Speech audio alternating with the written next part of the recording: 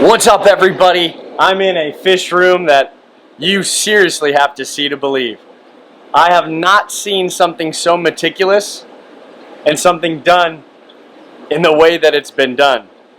Sit back, relax, and enjoy Cunningham Cichlids. We're down in Josh Cunningham's fish room, back from the OCA. Josh, we got a question. Why did you start the fish room? What was the vision? So the vision for my fish room was to be able to breed top quality cichlid lakes, Lake Tanganyika, Lake Victoria, and Lake Malawi, and provide them out to the hobby. Some are rare species, some are more common, but so I want to make sure to preserve the longevity of the care species that we have, because that's very important, because some of the species that us hobbyists have are the only ones that are in that are available now that are left, because they're extinct in the wild. So with preserving those fish and making sure that they're still in the hobby for years to come, are folks still able to buy from you? And if so, where? Folks can buy from me on my website, CunninghamCichlids.com, my Facebook page, Cunningham Cichlids. They can message me through Facebook as well if they want to, through my personal profile, to be able to buy fish. So with so many tanks and so many fish, Josh, what's up with this tank? So those are Tanio prairie petralis. It's a young group that I got from two sources so far. I'm growing them out in that 6 foot 125 for future breeding. So it's a rare Lake Malawi species. They get about 13 inches full grown, so you don't see them kept too often by the normal hobbyists. What was the idea behind decorating your tanks with a more natural scape? So I wanted to be able to provide the fish, even though they're in our aquariums, a more natural biotope if possible. Right there you're looking at some Mylochroma sericutani amandas. So that's probably one of my favorite tanks down here. It's 180 with the 5 females and at least 15, or 5 males, at least 15 females in there.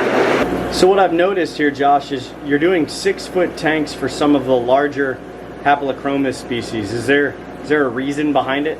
Well, when you're working with the larger predatory haps or larger Haplochromis that'll get 13, 14 inches, you want to make sure you can provide adequate space to, 1, grow them out, and 2, to try to provide them a natural environment to preserve their health and make them look as good as they can and be as healthy as they can. So you've got 20 tanks along this back wall. What do you got in here? So we have a mixture of some Lake Victorian cichlids. Those are Haplochromis theratarians. We have some Lithernop, Turney, Harper Island. We have just a mixed tank down there with Paracalvis and Julie in it. Over there we got some Thracochromis brauchi. And then I got Thracochromis species like Albert in that one. And then those are a group of Alanicara albino ruby reds. And as you move down, you have some Alanicara canonisi blue orchid, which is a care species. And then we have a trio of Placidochromis species Jalo reef. And then I have another care species, which is Haplochromis Hippo Point salmon in that tank right there. That group is a new species that came in from Lake Flaw. It's Haplochromis Island Chichong. And then there I have some Talmetochromis species Lafubu.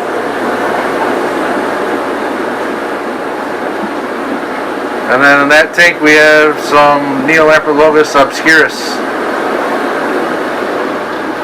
And as you move down, we have some Villimachromis morii, or lamp morii as they were called.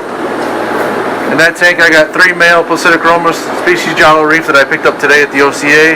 And then there I have some a group of Cyanochromis fryeri, or electric blue ali as it's common known in the hobby. And then another quad of Placidochromis species Jalo reef in that tank for holding.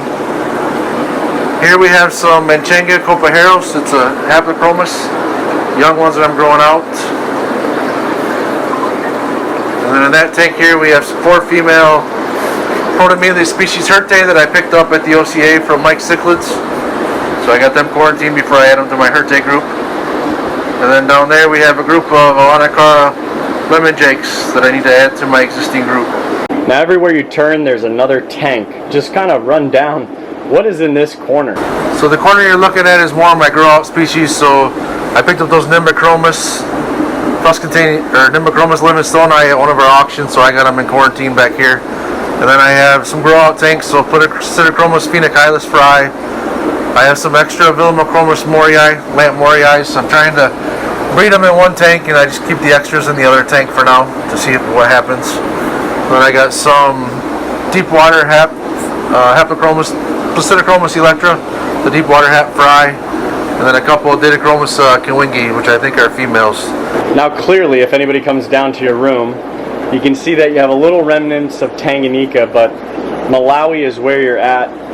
More so haps than peacocks, but what I'm seeing down here is a fish everybody wants to have. So tell me a little bit about your goals with the Exochromis agenius. So with the Exochromis agenius, it's a Hapochromis that's not around too often. So my goal is to continue to breed this hap and provide it out to the hobby for years to come. I have a large group, as you can see, multiple males and multiple females in there. So they spawned probably 4 or 5 times so far. So I'm hoping they'll spawn more regularly based on the number of fish that are in there, and then I can provide some out to the hobby and use my grow out tanks to grow them out to at least a couple inches and then offer them for sale. Now there may be some out there that are going to know exactly what this fish is, but this is a fish that I really, really like. Tell them about this beauty. So that's a Placidochromis Gold Mabamba Bay. So there's 1 male and 7 females in that 125 that I have. I've had a couple spawns so far, but nothing's panned out to be viable. So I'm hoping next time they spawn, I can get some fry off them and raise them, and then make that fish available to the hobbyists, because it's not around at all that I know of. So down that aisle, you're looking at some Protomelius finistrata Steveni Eastern breeding group. I have a lemon jake breeding group in that tank with them. I also have some Aristochromis christii, so my main breeders. I have 2 males and 4 females in a 125 that you're looking at right now. And then also I have another group tank of Aristochromis christii that I'm growing out to see if I can get another breeding group down the road of these guys. And then I picked up some more Onophenix heterodon, which is the Hapochromis, again, that you don't see too often. So I have picked up some more at the OCA to supplement that group. So I just moved them into that 125 today. So we'll see what's to come. So it seems like this room goes on forever, or maybe it's just an optical illusion because of all the fish. But how many different species do you have in here, Josh? So currently I have well over 40 species of Rift Lake cichlids. Mainly, as you mentioned earlier, from all Lake Malawi, but I do still have 3 Lake Tanganyikan species and 5 or 6 Lake Victorian species, and another one from Lake Albert. So majority of it's Malawi, so well over 40 species. So just one thing to notice when you're working with your fish and setting up fish rooms, it's not an overnight thing. The fish need to be taken care of and be healthy. My tanks the glass might not be the cleanest. There'll be algae on it from time to time, but it does take over 20 hours right now to work in my fish room here with the 94 tanks that I have. So this is all on top of working full time and my real job, and also being a father to 2 kids. So the hardest thing is to be able to find some multiple sources for some of my fish. For the ones that are rare, sometimes they only come from one source. So you just make sure your lineage is clean when you get them, and as you're breeding them and growing them out, you make sure there's no issues with the lineage. Some of them, like the Placidochromis phenochilis I have, that group is from 4 different sources, Imperial Tropicals, and then a couple other breeders that I've added multiple males and females in. So diversity is a big key when you're breeding. It's not just simply pick up a group of fish and breed them. You need to understand your source of where they came from. If you're buying them from another hobbyist, make sure to ask the question, where do they come from? And also, try to find another source that's unrelated if you're going to breed that fish. Folks, I drove 2 hours and some change to get here during the OCA because 1, Josh is a friend, 2, he's a veteran, and 3, I got to see this bad expletive fish room. JoshCunningham.com. I mean, seriously, check him out. Contact him. Find out what he's breeding.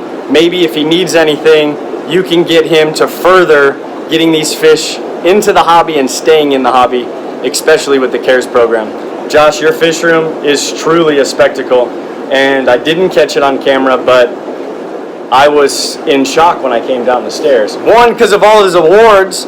He's not just Josh is a complete package when it comes to hobbyists. Breeder, retailer in terms of fish, friend, I mean, community involvement.